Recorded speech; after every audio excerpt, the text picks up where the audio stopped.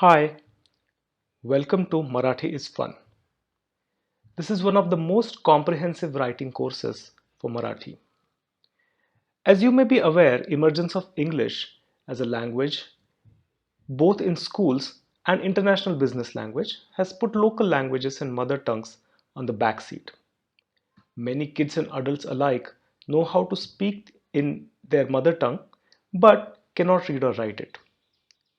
We are going to try and help you to get comfortable reading and writing in Marathi. Marathi is easy. Did you know some fun facts? For example, in Marathi, you don't need to learn the spelling. Once you know the alphabets and the sounds, you're sorted. The Marathi word for alphabet is akshar. Once you know the akshars, you can start writing the spellings and create your own words and sentences. Did you know that Marathi is fourth most spoken language in India and 10th most spoken language in the world? If you know the language already, surprise your friends, family, neighbors by reading and writing in Marathi. Let's begin with the alphabets. There are two types of alphabets in Marathi. The akshar, and feel free to repeat after me, akshar are of two types.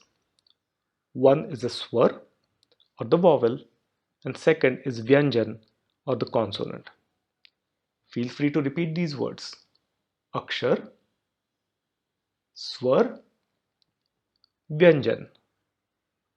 While we will learn the most common alphabets that are used in written as well as spoken language, we will cover all the alphabets so that you are comfortable reading and writing in Marathi. Let's start. Let's start with the swar. Swar is a sound that a baby makes.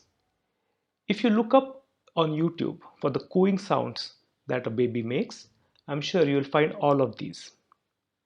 There are total 12 vowels in Marathi, and we will learn words beginning with each of these vowels. But to start with, let's understand these sounds and the different alphabets made up. A,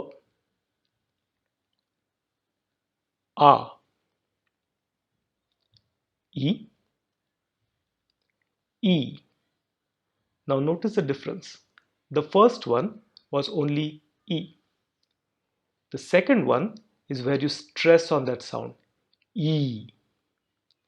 The same goes for U, Oo. You stress on that sound, oo, and make it a long vowel. Then comes A. I, O, Au, Aha. We will learn all of these vowels again with their words and how they are used alongside the consonants. Till then, you can practice these. See you in the next class.